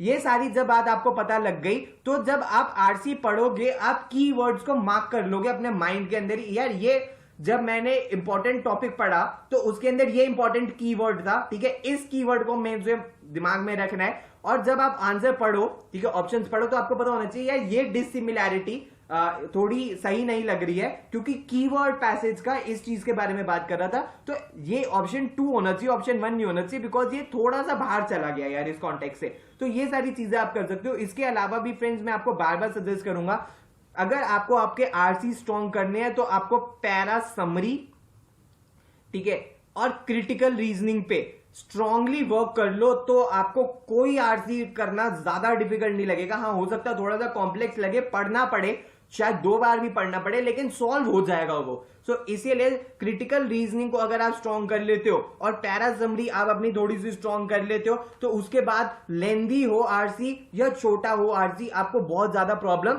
नहीं आएगी। उसके बाद फ्रेंड्स अगले टॉपिक के ऊपर चलते हैं, पैरा जंबल्स, जो कि होते हैं टीटा बेस्ड क्वेश्चंस। अब पैरा जंबल्स में बेसिकली क्या होता है, आपको 5 सेंटेंसेस दे दिए जाते हैं या 4 सेंटेंसेस दे दिए जाते हैं, जनरली 5 होता है, और इसमें आपको बेसिकली क्या करना होता है, जो ऑर्डर में होते हैं, फॉर एग्जांपल 1 2 3 4 5, इन सबको मिला के आपको एक कोहेरेंट पैराग्राफ बनाना होता है, और इसको फिर आपको अपने आंसर बॉक्स के अंदर टाइप करना होता है। फॉर एग्जांपल 4 1 3 2 5, ये फॉर एग्जांपल जैसे आपका आंसर है। अब इसके टाइम पे करते हुए हम क्या करें, फॉर एग्जांपल क्या होता है कि बच्चों को समझ ही नहीं आ रहा होता, सर ये पैराजंबल किस चीज के बारे में बात कर गया, पैराजंबल हम क्या करें क्या ना करें, हमें कुछ समझ नहीं आ रहा। तो उस टाइम पे आपको क्या करना है, आपको एकदम पीसफुल माइंड के साथ सारे के सारे पैराजंबल्स के क्वेश्चंस या यानी कि जो सेंटेंसेस है पढ़ने हैं, और सबसे पहली चीज आपको जो करनी है ना, वो आपको पता करना है कि यार ये पैसेज किस चीज के बारे में बात कर रहा है, ठीक है। तो यानी कि you have to identify the theme of the passage, you have to understand the central idea of the passage. ये किस चीज के बारे में बात कर रहा है, ये सिविलाइजेशन के बारे में बात कर रहा है,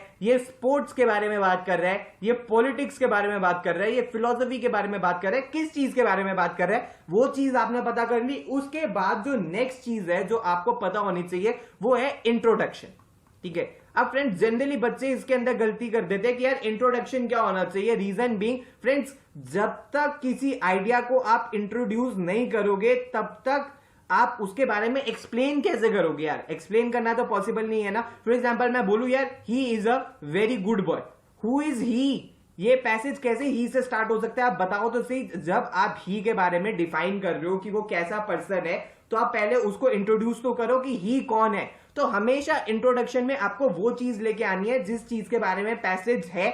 अगर इंट्रोडक्शन नहीं समझ आ रही है, then go to the final sentence. Conclusion क्या होनी चाहिए कि यार ये पैसेज मुझे पढ़ के समझ आ गया है कि कंक्लूजन क्या है, ठीक है। तो ये तो कंक्लूडिंग सेंटेंस होना चाहिए, यानी कि जब तक आप किसी चीज को इंट्रोड्यूस नहीं करोगे तब तक उस चीज के बारे में आप कोई डिटेल्स नहीं यूज कर सकते, ठीक है, नहीं डालोगे। और कुछ वर्ड्स होते हैं जिससे सेंटेंस नहीं शुरू हो सकता, for example but, not only, but also, however, इन सब चीजों से सेंटेंस नहीं शुरू हो सकते, बिकॉज ये हमेशा किसी चीज के कॉन्ट्रडिक्शन में होती है। तो वो चीजें आपको नहीं करनी है। उसके बाद सबसे पहले आपने क्या करा, आपने थीम ऑफ द पैसेज समझ लिया, उसके बाद आपको टोन ऑफ द पैसेज समझनी है। टोन यानी कि हो सकता है कुछ सेंटेंसेस पॉजिटिव टोन के अंदर हो और कुछ सेंटेंसेस नेगेटिव टोन के अंदर हो। तो ऐसा ना हो जाए कि पहले आपने पॉजिटिव लगा दिया, फिर नेगेटिव सेंटेंस, फिर पॉजिटिव, फिर नेगेटिव, ये गलत हो जाएगा।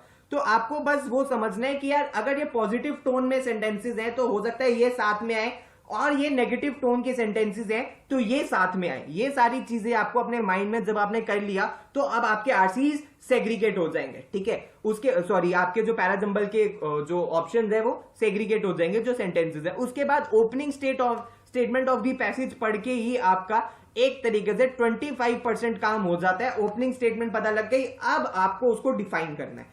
जो भी चीज ओपन हुई है, जो भी इंट्रोडक्शन थी, अब उसके बारे में एक्सप्लेनेशन चलेगी और फाइनल उसकी कंक्लूजन होगी। ठीक है। अच्छा फ्रेंड, मैं आपको ये बता दूं कि ऐसा ना हो कि आपने कोई ऑप्शन अपने माइंड में बना लिया, फॉर एग्जांपल 3, 2, 1, 4, 5, और वो उसी पे ही आप इतने रिजिड हो जाओ कि यार इसके अलावा तो कोई आंसर हो ही नहीं सकता। ऐसी रिजिड अप्रोच आपको एग्जामिनेशन में फॉलो नहीं करनी। एग्जाम के अंदर you have to remain flexible, क्योंकि हो सकता है आपने अपना माइंड मेकअप कर लिया कि यार ये तो 3 से ही शुरू होगा और किसी से हो ही नहीं सकता, तो मैं कोई और सेंटेंस देखूं ही क्यों। ऐसा ना हो फ्रेंड्स, बिल्कुल भी ऐसा अपने माइंड में मत होने देना, क्योंकि हो सकता है शायद आपने अपने बायसनेस और प्रेजुडिस से थर्ड ऑप्शन को ही अपना डोमिनेंट आइडिया मान लो, या लेकिन क्या पता वो फोर्थ में हो या वो फिफ्थ में हो। तो ये सारी चीजें आपको बस ध्यान में रखनी है, that you have to remain flexible.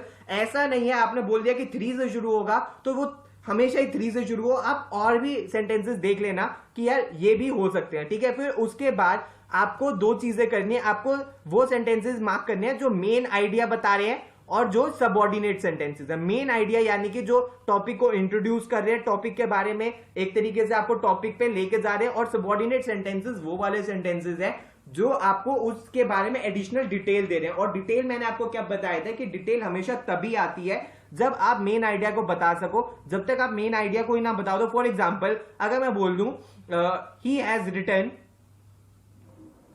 Many books on astronomy और एस्ट्रोलॉजी, ठीक है, और मैं बोलूं Stephen Hawking is a great man, was a great man, तो आपके पास ऑब्वियसली पता लग गया यार ये ऑर्डर उल्टा है, बिकॉज ये किसने लिखी है, ही ने, वो स्टीफन हॉकिंग्स ने लिखी है। तो जब तक मैं स्टीफन हॉकिंग्स ना बोल दूं तब तक मैं कैसे बोल दूं कि ही कौन है। तो ये आपको बात अपने माइंड में रखनी है। एक जो सबसे इंपॉर्टेंट चीज है पैराजंबल्स के अंदर, दैट इज फॉर्मिंग पेयर्स। तो यानी कि अगर आप सेंटेंसेस पे पेयर बना लो, फॉर एग्जाम्पल आपको पता लग जाए कि यार 3 और 4 तो साथ में आएंगे, या फिर आपको पता लग जाए कि यार 1 और 5 तो साथ में आएंगे। ठीक है। तो जैसे ही आपने पेयर बना लिए ना, एक ये ब्लॉक बन गया और आपको पता लग गया अब आपको 2 आंसर नहीं फिट करने, 2 ऑप्शन नहीं फिट, 2 सेंटेंसेस नहीं फिट करने, ये ब्लॉक बन गया। ये तो साथ आएंगे ही आएंगे। अब मैं बाकी के देखता हूं वो इनसे पहले आएंगे या इनके बाद में आएंगे। तो यानी कि चेन बनाना कनेक्टेड सेंटेंसेस की is the best technique which you can do while solving parajumbles. अगर समहाउ आप ये कर लेते हो ना, आप एक अच्छे से चेन बना लो कि यार पैराजंबल्स की, कि यार ये सारे सेंटेंसेस एक ही चीज के बारे में, फॉर एग्जांपल ये सब डिटेल बता रही है। ठीक है। यानी कि सारे के सारे सबऑर्डिनेट सेंटेंसेस है, ये सिर्फ की सिर्फ डिटेल बता रहे हैं, इनमें से कोई भी मेन आइडिया नहीं है। फॉर एग्जाम्पल 2, 3 और 5 ये सब डिटेल बता रहे हैं, इसके अंदर कोई भी मेन आइडिया नहीं है। तो यानी कि ये आसपास आएंगे, तो 1 और 4 मेन आइडिया होना चाहिए। तो मैं 1 और 4 में से पहले मेन आइडिया लिख लूं और फिर मैं देखता हूं कि 2, 3, 5 को मैं कैसे फिट कर सकता हूं। उसके बाद फ्रेंड्स मैं एक बहुत जेन्युइन पीस ऑफ एडवाइस दूंगा कि लास्ट ईयर का पेपर जरूर एक बार देख लेना, क्योंकि पेपर का पैटर्न, पेपर के क्वेश्चन तो सारे के सारे बदल जाएंगे, लेकिन पैटर्न अभी तक मुझे नहीं लग रहा कि इस साल कुछ भी मेजर चेंजेस आने वाले हैं, क्योंकि लास्ट ईयर का पैटर्न देख के आपको पता लग जाएगा कि यार कैट के आरसीज और कैट के पैराजंबल्स एक बहुत बड़ा हवा है, इसके अलावा वो कुछ नहीं है। बिकॉज ऐसा नहीं है कि वो पैराजंबल्स के क्वेश्चन आपसे हो नहीं सकते। फॉर एग्जांपल लास्ट ईयर अगर आप 2017 का कैट भी उठा के देख लो, तो उसके अंदर कुछ आरसीज तो बहुत ही इजी थी, आपको पढ़ के लगेंगे अरे ये तो कैट में आ जाए तो ये तो मैं ऐसे ही कर लूंगा। Same goes with parajumbles. सिर्फ हो सकता है अगर 3 क्वेश्चन पैराजंबल्स के हैं, उनमें से एक क्वेश्चन तो इजी होगा जो आप कर लोगे, ठीक है, एक होगा मॉडरेट टू डिफिकल्ट और एक होगा डिफिकल्ट। तो डिफिकल्ट वाले पे हमें टाइम वेस्ट नहीं करना, ये जो इजी है और जो ये मॉडरेट टू डिफिकल्ट है, ये हमें क्वेश्चन को पकड़ना है, पिक करना है और इसको सॉल्व कर देना है। लेकिन ध्यान से, क्योंकि टाइम वेस्ट नहीं करना है, बिकॉज नेगेटिव मार्किंग नहीं है। पहले आरसी जब कर लेंगे उसके बाद ही करेंगे, लेकिन क्वेश्चन जरूर अटेम्प्ट करेंगे बिकॉज नेगेटिव मार्किंग नहीं है। लेकिन फिर भी आप इंस्ट्रक्शन में जरूर पढ़ लेना कि लास्ट पॉइंट पे कोई चेंजेस ना ले आए। वैसे तो टीटा बेस के अंदर कोई नेगेटिव मार्किंग नहीं होती, लेकिन फिर भी एग्जाम देने से पहले एक बार आप अच्छे से पूरी इंस्ट्रक्शंस पढ़ लेना। ठीक है फ्रेंड्स, ये हो गया पैराजंबल्स। अब अगली चीज चलते हैं ऑड मैन आउट पे। तो फ्रेंड्स अगला जो टॉपिक है, जो इसके आपको 3-4 क्वेश्चंस या 3 क्वेश्चंस अपने एग्जाम में देखने के लिए मिल सकते हैं, वो है ऑड मैन आउट। अब ऑड मैन आउट का टॉपिक बेसिकली क्या होता है, आपको 5 सेंटेंसेस दिए होते हैं, ठीक है, जिसमें से जो 4 सेंटेंसेस है वो या तो एक पैराग्राफ बना देंगे या एक ही थीम के ऊपर होंगे, और जो एक सेंटेंस है वो थोड़ा सा अजीब सा होगा, ऑल्दो हो सकता है वो उसी टॉपिक से रिलेटेड हो, लेकिन वो उस आइडिया से रिलेटेड नहीं होगा। फॉर एग्जांपल अगर मैं लास्ट ईयर के पेपर के बारे में बात करूं, उसमें क्वेश्चन था रॉजर फेडरर के टेनिस के ऊपर, ठीक है, तो जिसमें से 4 क्वेश्चन तो रॉजर फेडरर और उसके करियर के बारे में बताए थे, लेकिन जो एक ऑप्शन है वो इसके बारे में नहीं बताया था। वो बताया था कि जब उसने अपना करियर स्टार्ट करा।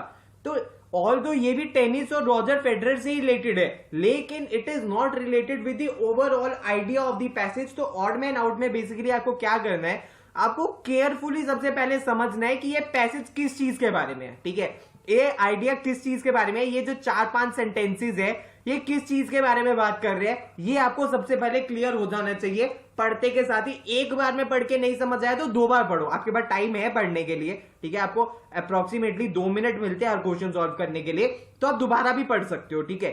जब आपने एक बार 2 बार पढ़ लिया कि यार ये किन सब चीजों के बारे में बात कर रहा है, ठीक है, उसके बाद आपको एक चीज से जो बिवेयर रहना है वो है confusing idea and sentences. For example जैसे मैंने अभी बताया, ये 5 सेंटेंसेस रॉजर फेडरर से ही रिलेटेड थे।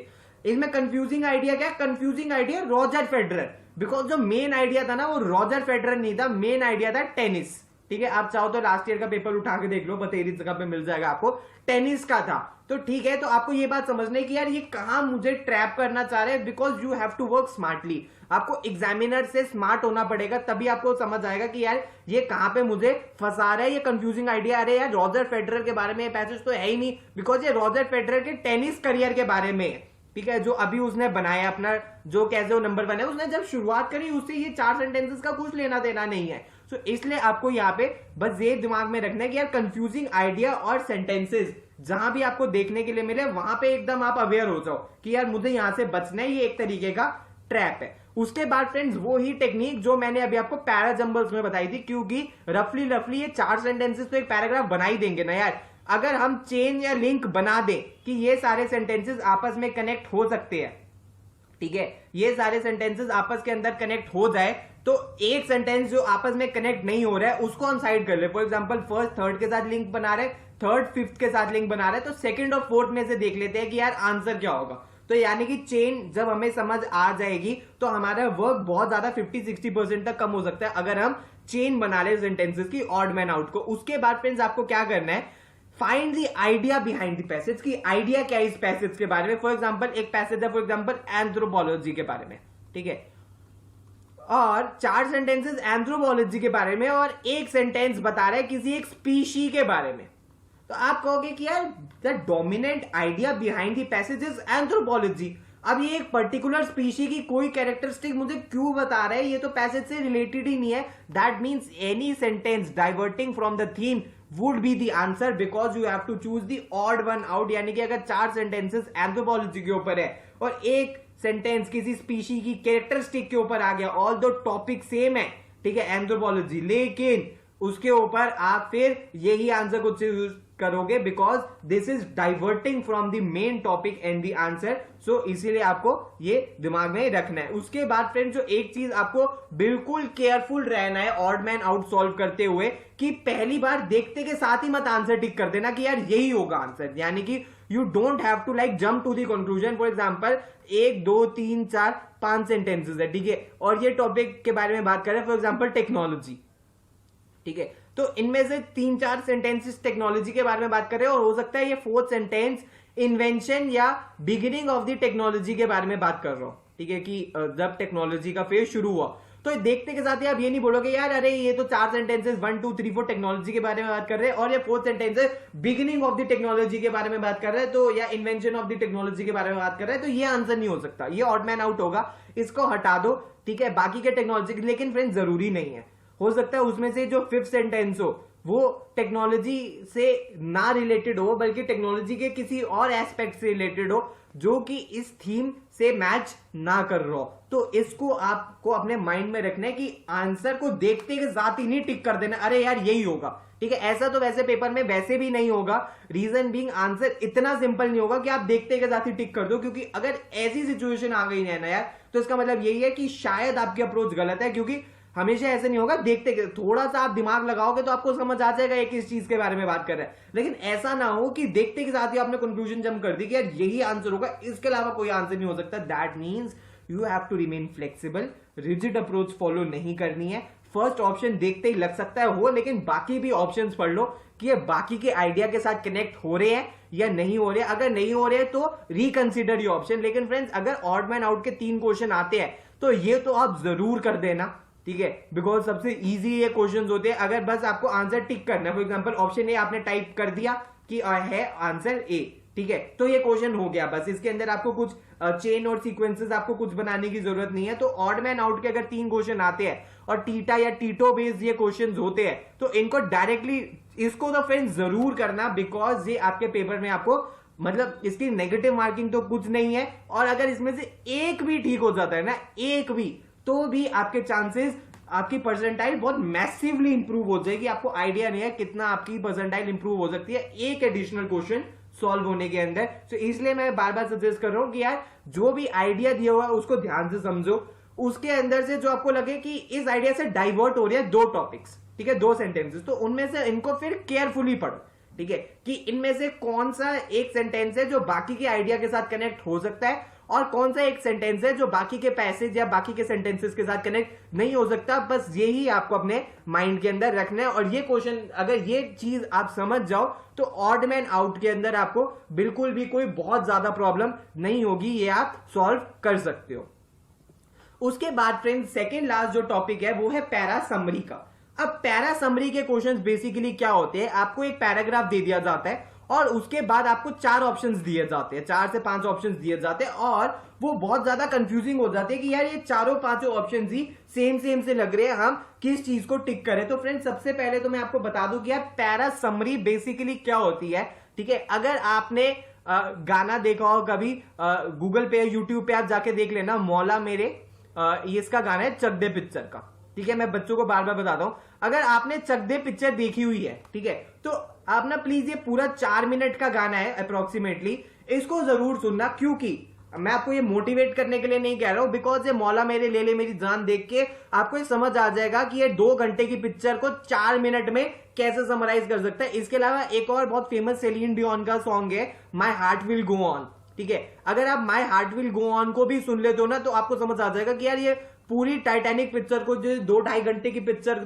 थी, इसको 5 मिनट के अंदर सेलिन डियोन ने कैसे समराइज करा है। तो यानी कि समरी जब भी हम करते हैं हमेशा हमें मेन पॉइंट्स को दिमाग में रखना है, और जो एंसिलरी और सबऑर्डिनेट पॉइंट्स है, ठीक है, एंसिलरी और जो सबऑर्डिनेट पॉइंट्स है वो गए तेल लेने के लिए, एज सिंपल एज दैट। यानी कि कभी भी पैरा समरी के अंदर ऐसा ना हो कि यार मैं एंसिलरी पॉइंट्स को ही समझाता रह जाऊं और मेन पॉइंट साइडलाइन हो जाए, ऐसा बिल्कुल भी नहीं करना। तो इसके लिए आपको क्या करना है, पैसेज पढ़ के ना आपको कीवर्ड्स और फ्रेजेस फाइंड आउट करने हैं कि which is central to the passage, की यार ये तो होना ही चाहिए, ठीक है, ये तो बहुत ही इंपॉर्टेंट है। उनमें से जरूरी नहीं है आपको, अगर आपने 10 कीवर्ड्स फाइंड आउट करे हैं या फॉर एग्जांपल आपने 6 कीवर्ड्स फाइंड आउट करे हैं, तो 6 के 6 आपकी समरी में हो सकता है इसमें से 3 हो, इसमें से 4 हो, लेकिन ऐसा ना हो कि 6 के अलावा कोई 7वां कर वो हो कीवर्ड्स, तो ऐसा बिल्कुल कुछ ना होना चाहिए।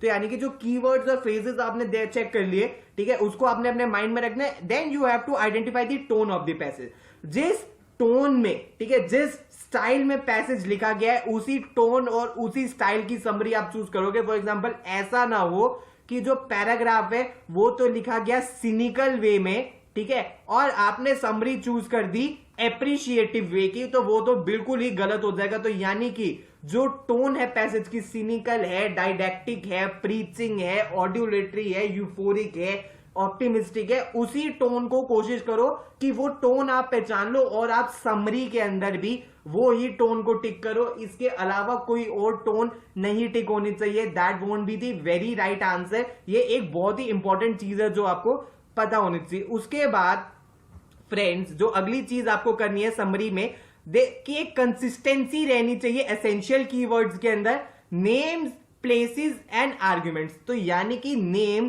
प्लेसेस और आर्ग्यूमेंट्स, फॉर एग्जांपल अगर एक चीज है पैसेज के अंदर आपको बताया कि है जो भी सारी लैंड है, ठीक है, चर्च के आसपास, ठीक है, वो बिलोंग करती है एक एनजीओ को, ठीक है, और समरी के अंदर इन्होंने बोल दिया the land belongs to the church, the land surrounded the land which surrounds the church belongs to the trust associated with the church। ऐसा नहीं होगा, बिकॉज अभी पैसेज के अंदर उन्होंने बताया कि एनजीओ को है, तो आप ये नहीं अपने माइंड में एज्यूम कर लोगे कि वो एनजीओ चर्च का ये एनजीओ है। तो यानी कि एसेंशियल कीवर्ड्स को आपको अपने माइंड में रखना है, नेम्स, प्लेसेस और आर्ग्यूमेंट्स की। यानी कि पैसेज में जो आर्ग्यूमेंट ऑथर कर रहा है वैसे ही आर्ग्यूमेंट में अपनी समरी में ढूंढूं, इसके अलावा मैं कोई नया आर्ग्यूमेंट ना ले आऊं, ठीक है। उसके बाद जो अगली चीज आपको दिमाग में रखनी है, आपको टेंस ठीक होना चाहिए। फॉर एग्जांपल अगर पैसेज सिंपल प्रेजेंट टेंस के अंदर दिया गया है तो आप समरी पास्ट टेंस के अंदर नहीं लिख दोगे, और पैसेज अगर पास्ट टेंस में है तो समरी आप फ्यूचर टेंस के अंदर नहीं लिख दोगे। ये तो फ्रेंड्स इतने इंपॉर्टेंट नहीं है, लेकिन सबसे ज्यादा इंपॉर्टेंट है क्रोनोलॉजिकल ऑर्डर मेंटेन करना। ये टेक्निक आपको आपके पैरा जंबल्स के अंदर भी बहुत ज्यादा हेल्प करती है। अगर टाइम से रिलेटेड है पैसेज तो हमेशा क्रोनोलॉजिकल ऑर्डर फॉलो करो, यानी कि जो सबसे पहले से लेके जो अभी प्रेजेंटली हुआ है, यानी कि जो सबसे पहले और जो सबसे लेटेस्ट अभी हुआ है उसी ऑर्डर के अंदर लिखो। फॉर एग्जांपल ऐसा ना हो कि 1789 में वो इंडिया आया, ठीक है, 1824 में वो मर गया और 1820 के अंदर उसने एक बैटल लड़ी थी, ठीक है। ऐसा ना हो, आप इसको ऐसे ही बोलोगे 1789 में वो इंडिया आया, 1820 में बैटल लड़ी, 1824 में मर गया। तो यानी कि जो भी क्रोनोलॉजिकल ऑर्डर पैसेज के अंदर बताया हुआ है वो आपको किसी कीमत पे नहीं ब्रेक करना, ठीक है। तो ये आपको अपने माइंड में रखना है। उसके बाद don't fall in the trap of spurious data. तो फ्रेंड्स होता क्या है पैसेज के अंदर ना, बहुत ज्यादा कभी कभी समरी के अंदर आपको ऐसी चीजें दे दी जाती है जो हो सकता है दो समरी के ऑप्शन 90% आइडेंटिकल हो, लेकिन जो ये 10% डिसिमिलैरिटी है ना, ये स्प्यूरियस डेटा होती है। तो यानी कि ये जो 10% जो गलत है, ठीक है, जो 10% दोनों ऑप्शंस मैच नहीं कर रहे ना, तो यानी कि ये गलती है। तो यानी कि पैसेज के अंदर ये ऐसा कुछ बोला ही नहीं हुआ इसमें से, तो यानी कि फॉर एग्जांपल ऑप्शन 1 आपका करेक्ट आंसर होता है। तो यानी कि ऑप्शन 2 का ये जो 10% डेटा है ना, ये क्लोजली अगर आप पैसेज दोबारा पढ़ो तो आपको पता लग जाएगा यार पैसेज में तो इसका अलग तरीके से इसको बोला गया, ऐसा नहीं बोला है। तो ये बस आपको अपने माइंड में रखना है कि जो स्प्यूरियस या फिर जो फेक डेटा है उसको आपको अपनी इन्फ्लुएंस पे जजमेंट पे इन्फ्लुएंस नहीं होने देना है, ये आपको पता होना चाहिए। इसके बाद जो बच्चे सबसे बड़ी गलती करते हैं वो करते हैं एग्जांपल्स की, कि पैराग्राफ समरी के अंदर बहुत सारे एग्जांपल्स डाल देते हैं। ऐसा कभी नहीं होगा।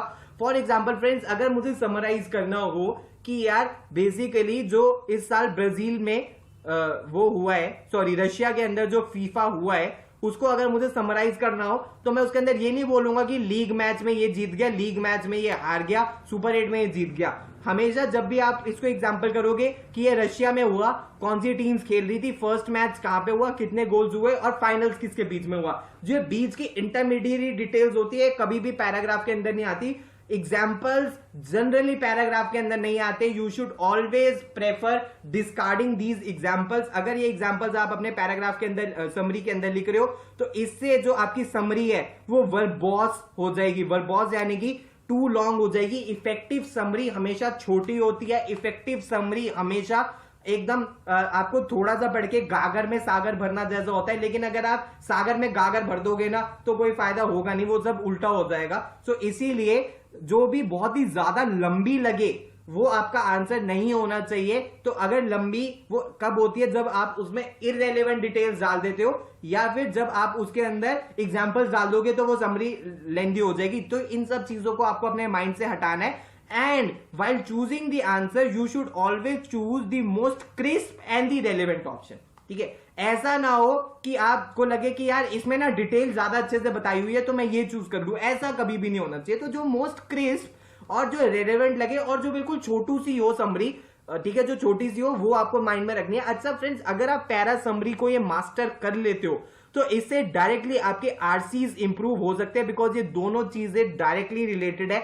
इतना बड़ा पैसेज पढ़ के माइंड में नहीं रख सकते तो उसको समराइज कर लो ना यार। छोटा सा जब आप उसको समराइज कर लोगे तो आपको पूरा का पूरा आरसी को दिमाग में नहीं बिठाना पड़ेगा। तो यानी कि ये सारी टेक्निक्स अगर आप फॉलो कर लो तो आपकी पैरा समरी तो इंप्रूव होगी ही होगी, आपकी आरसीज भी इंप्रूव हो जाएंगे। तो यानी कि जब आप आरसी की समरी बनाओगे तो आप एग्जांपल्स को सबसे पहले डिस्कार्ड कर दोगे और जो इररेलेवेंट डिटेल होगी उसको भी डिस्कार्ड कर दोगे। तो आपके पास बस क्या रह जाएगा कि जो इंपॉर्टेंट बात, जो डोमिनेंट बात कही गई है आरसी के अंदर, उसी को ही बस मैं टिक करूं, बाकी की चीजों को मैं इग्नोर कर दूं। और लास्ट जो चीज है फ्रेंड्स हमारे पास para completion. Para completion basically क्या होता है, पैरा कंप्लीशन के 3 तरीके के क्वेश्चंस होते हैं। यानी कि फॉर एग्जांपल ये एक पैसेज है तो यानी कि जब फर्स्ट लाइन मिसिंग हो, ठीक है, दूसरा जब मिडल में कोई लाइन मिसिंग हो, और थर्ड जो सबसे कॉमन होते हैं कि जब लास्ट लाइन मिसिंग हो, यानी कि थर्ड टाइप के क्वेश्चन, यानी कि जब लास्ट लाइन खत्म हो और आपको एक तरीके से कंक्लूजन फिल करनी है। तो इन तीनों ही के अंदर अप्रोच अलग अलग फॉलो होगी। फॉर एग्जांपल जब फर्स्ट लाइन मिसिंग हो तो that means you have to introduce the sentence. उसके लिए क्या करना पड़ेगा, आपको ये पूरा पैसेज पढ़ना पड़ेगा और ये पढ़ के समझना पड़ेगा कि ये बेसिकली पैसेज किस चीज के बारे में, इसका इंट्रोडक्शन क्या होना चाहिए। और ये क्वेश्चन सबसे इजी होते हैं, ठीक है, क्योंकि पैराग्राफ पढ़ के आपको समझ आ जाता है पैराग्राफ किस चीज के बारे में है और वैसा ऑप्शन आप टिक कर देते हो। जो थोड़े से कॉम्प्लिकेटेड होते हैं वो होते हैं सेकंड टाइप के क्वेश्चंस, क्योंकि इसमें क्या होता है बीच में से कोई एक लाइन मिसिंग होती है और वो आपको पिक करनी होती है। अब ये जो सेकंड लाइन है ये कुछ भी हो सकती है। फॉर एग्जांपल ये फर्स्ट जो इंट्रोडक्शन है उसका इलेबोरेशन हो सकता है, उसका निगेशन हो सकता है, ठीक है, या इंट्रोडक्शन ऑफ न्यू आइडिया हो सकता है जो उसके बाद एक्सप्लेन करो कंक्लूजन से पहले। तो इसके लिए आपको स्मार्टली वर्क करना पड़ेगा, देखना पड़ेगा कि यार जो इसके बाद में जो बात कर रहा है वो किस चीज के बारे में बात कर रहा है, इलेबोरेशन कर रहा है, निगेशन कर रहा है, या कोई न्यू आइडिया ले आया है। तो ये सारी चीजें आपको पता होनी चाहिए। और जो लास्ट टाइप के क्वेश्चंस होते हैं वो होते हैं थर्ड टाइप के क्वेश्चंस, जो सबसे कॉमन होते हैं, जिसमें जो लास्ट ऑप्शन होता है, ठीक है, जो लास्ट सेंटेंस होता है वो ओमिट कर दिया जाता है और आपको चूज करना होता है कि अब इस पैसेज को इफेक्टिवली क्लोज करना है, तो इसको हम क्लोज कैसे करें। तो उसके लिए तो फ्रेंड्स मैं आपको सबसे पहले कुछ टिप्स बता दूं कि क्या होना चाहिए। दैट पैराग्राफ कंप्लीशन के जो क्वेश्चंस होते हैं ना वो समहाउ पजल सॉल्विंग के क्वेश्चंस होते हैं। तो यानी कि जब आप एक पैराग्राफ कंप्लीशन कर रहे हो you have to think like Sherlock Holmes कि यार ये पैराग्राफ किस चीज के बारे में, उतना ही एनालिटिकल माइंड आपको अपना रखना पड़ेगा। ये पैराग्राफ किस चीज के बारे में है, पॉजिटिव टोन में है, नेगेटिव टोन में है, ठीक है, और उसके बाद पॉजिटिव और नेगेटिव टोन मैंने पता कर ली तो अब मैं समझू एक ओवरऑल थीम क्या है इस पैसेज की और ये किस कॉन्टेक्स्ट में बोला गया है। ऐसा ना हो पैसेज जो पूरा का पूरा नेगेटिव टोन के अंदर और जो फाइनल ऑप्शन आपने चूज कर दिया वो चूज कर दिया पॉजिटिव टोन के अंदर, तो ये पैराग्राफ गलत हो जाएगा श्योरली। फिर तो पैरा कंप्लीशन का क्वेश्चन वो गलत होना ही होना है। अगर आपने ऐसा कर दिया तो ऐसा कुछ आपको नहीं करना है, ठीक है, आपको पूरी थीम समझनी है पैसेज की और उसी के अकॉर्डिंग आपका आंसर जज होगा। कॉन्टेक्स्ट आपको समझना है, अगर कॉन्टेक्स्ट और थीम गलत है तो फिर तो आंसर यार गलत ही होगा। इसके बाद जो आपको अपने माइंड में रखनी है ग्रामेटिकल कंसिस्टेंसी। ग्रामेटिकल कंसिस्टेंसी में वो इज, एम, आर, ये वाली मिस्टेक्स नहीं होंगी। प्रॉब्लम्स क्या हो सकती है, नाउन प्रोनाउन एरर, ठीक है, कि यार इसके लिए तो फ्रेंड्स आपको थोड़ी बहुत ग्रामर विजिट करनी पड़ेगी, ज्यादा नहीं थोड़ी बहुत पढ़ लेना। सब्जेक्ट वर्ब एग्रीमेंट, टेंस की एरर, कोई भी एरर हो सकती है कि यार जो ग्रामेटिकल कंसिस्टेंसी बनी रहे। जनरली जो मिस्टेक्स बहुत बार होती है वो होती है सब्जेक्ट वर्ब एग्रीमेंट। तो फ्रेंड्स एक छोटा सा टॉपिक है, आप चाहो तो पढ़ लेना यार। वैसे तो पैरा कंप्लीशन के क्वेश्चन पिछले 2 साल से नहीं आ रहे हैं, लेकिन you never know with the CAT कि वो इस साल पैरा कंप्लीशन के क्वेश्चन दे दे और बाकी के 3 तरीके के क्वेश्चन हटा दे। ये सब नहीं होना चाहिए। उसके बाद फ्रेंड्स जो मैंने अभी आपको पैरा समरी में बताया था और उसके लिए मैंने आपको उसमें भी बताया था कि पैरा जंबल्स में भी ये फॉलो करना कि क्रोनोलॉजिकल ऑर्डर को कभी मत ब्रेक करना यार, ठीक है। फॉर एग्जांपल पैसेज में जहां इफेक्टिव क्लोजिंग होनी चाहिए थी वहां पे आपने उसको फिर पुराने किसी ईयर में ले जाओ, ऐसा नहीं होना चाहिए। टोन और ओवरऑल फ्लो आपको पता होना चाहिए, जो मैंने जस्ट अभी बताया कि यार अगर टोन पॉजिटिव है तो पॉजिटिव टोन पे एंड करो, अगर टोन नेगेटिव है तो उसको नेगेटिव टोन पे एंड करो। और जो एक गलती जनरली बच्चे कर देते हैं वो जब भी पैसेज खत्म कर रहे होते हैं उसके अंदर कोई न्यू आइडिया ले आते हैं। अगर आप पैसेज को कंप्लीट कर रहे हो you can never ever ever ever introduce a new idea, that is not allowed, that is not possible. जिस ऑलरेडी टॉपिक के बारे में बात हो रही है उसी को ही आपको खत्म करना है, उसी को ही आपको बोलना है, आप कोई न्यू आइडिया नहीं लेके आ सकते, ठीक है। ये चीज आपको अपने माइंड में रखनी है। For example as no topic है फॉर एग्जाम्पल अकबर के बारे में और लास्ट टाइम पे आप खत्म कर रहे हो कि यार ताजमहल शाहजहां ने बनाया था, ऐसा नहीं होना चाहिए यार बिल्कुल भी। ऑब्वियसली ये तो मैंने एक बहुत ही वेग एग्जांपल लिया है, पेपर के अंदर यही चीज कॉम्प्लेक्स वे में आएगी, लेकिन उस टाइम पे आपको स्मार्टली वर्क करना है कि आप पैरा कंप्लीशन कर रहे हो तो कोई न्यू आइडिया तो नहीं ले आया। न्यू आइडिया ले आया तो 100% मेरा गलत है, क्योंकि जो एग्जिस्टिंग आइडियाज चल रहे हैं या तो उसी का ही एनालिसिस होगा या उसी का ही कंक्लूजन होगा, कुछ नया नहीं होगा। इसके बाद हमेशा फ्रेंड्स वो ऑप्शन चूज करना जब भी आप कंप्लीट कर रहे हो जो बहुत ही ज्यादा क्रिस्प हो और स्मूथ हो। अगर आप कोई एब्रप्ट एंडिंग कर रहे हो तो वो जनरली गलत हो जाएगा। अगर आपने कोई ऐसा आंसर चूज कर लिया है जिसमें फर्दर क्लैरिफिकेशन और चाहिए तो वो आंसर हमेशा गलत होगा। आप कभी भी ऐसा आंसर नहीं टिक कर सकते जिसमें यार अभी आपको और कुछ बताना पड़े, ठीक है। हमेशा आपको वो आंसर टिक करना है जहां पे बस आपको खत्म हो जाए, इसके बाद मुझे कोई और डिटेल ना बतानी पड़े, क्योंकि इसके बाद मैं कोई और डिटेल बताऊंगा तो नया कॉन्सेप्ट आ जाएगा, तो वो एक नया पैसेज हो जाएगा। लेकिन अगर आपने गलती से भी ऑप्शन ऐसा टिक कर दिया जिसके बारे में फर्दर क्लैरिफिकेशन चाहिए, ठीक है, तो वो कभी भी करेक्ट नहीं हो सकता। तो एब्रप्ट एंडिंग कभी मत करना है, हमेशा एंडिंग वो चूज करना जो कि बहुत ही ज्यादा स्मूथ हो और लगे कि यार अब इसको फाइनली इसने खत्म कर दिया है। और जो लास्ट चीज जो बहुत ही कॉमन टेक्निक है कि हमेशा अगर आपको जब भी अल्टीमेट सेंटेंस यानी कि जो फाइनल सेंटेंस चूज करना है ना, उसको जरूर कनेक्ट करना पेनल्टीमेट सेंटेंस से। Penultimate sentence is the second last sentence, यानी कि अल्टीमेट सेंटेंस से जस्ट एक जो पहला वाला सेंटेंस होता है उसको पेनल्टीमेट सेंटेंस बोला जाता है। तो अगर आप अपने आइडिया को,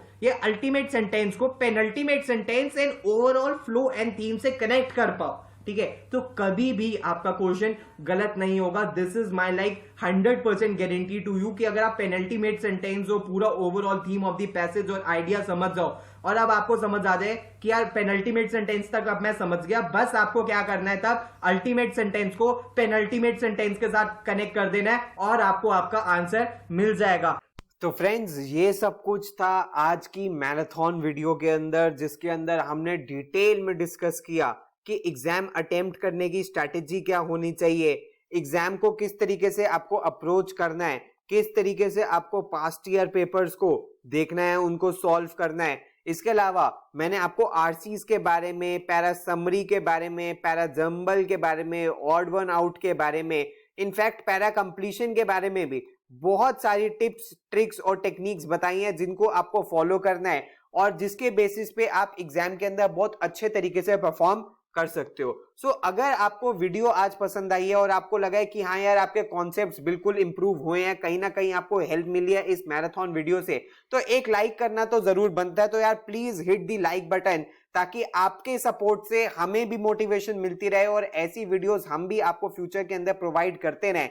और मेरा आखिरी सजेशन है यार बस आपको सबको कि जब एग्जाम देने जाना है ना यार, तो अपना बेस्ट परफॉर्मेंस दे के आना है और बेस्ट परफॉर्मेंस देने के लिए हमें जितनी भी मेहनत करनी है, हमें उससे डरना नहीं है कि एग्जाम से बाहर निकल के ऐसा ना हो कि यार मैं इससे बेटर परफॉर्म कर सकता था, यार पेपर में कुछ ऐसा आ गया जिसके लिए मैं प्रिपेयर्ड नहीं था। So you have to be prepared for the worst and we will hope for the best कि सब चीजें अच्छी हो। ये सारे के सारे टॉपिक्स को आप बहुत अच्छे तरीके से करके आओ। इसके बाद भी अगर आपकी कोई क्वेरी है किसी पर्टिकुलर चीज से रिलेटेड, तो उसके रिलेटेड हमने और भी बहुत सारी वीडियोस बनाई हुई हैं, चैनल पे ही आपको मिल जाएंगी कि आरसी के अंदर एक्यूरेसी कैसे इंप्रूव करी जानी चाहिए। और जब आप पास्ट ईयर पेपर्स प्रैक्टिस कर लोगे तो आपको इन सारे क्वेश्चंस की भी प्रैक्टिस हो जाएगी। अगर आपकी कोई भी क्वेरी है, आप हमारे व्हाट्सएप नंबर पे आप हमें कॉन्टैक्ट कर सकते हो, आप हमें ईमेल भी कर सकते हो और हम आपको कोशिश करेंगे जल्दी से जल्दी आपका रिप्लाई कर दें ताकि आपका जो डाउट है वो क्लियर हो जाए।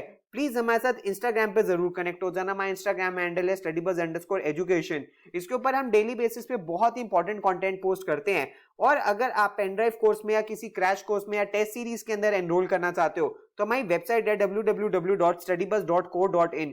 यहाँ जाके कंप्लीट डिटेल्स आपको मिल जाएगी और यहीं आप एनरोल भी कर सकते हो और सारी की सारी इंफॉर्मेशन आपको वेबसाइट के ऊपर ही मिल जाएगी। तो फ्रेंड्स, ये सब कुछ था आज की मैराथन वीडियो के अंदर। आई होप अब आपको बहुत सारी चीजें क्लियर हो गई हैं, बहुत सारी चीजों में जो डाउट था वो आपका बेटर हो गया और बाकी जितनी आप प्रैक्टिस करते जाओगे उतना ही बेटर आप एग्जाम के अंदर परफॉर्म करोगे। So thanks a lot friends, all the best, God bless you.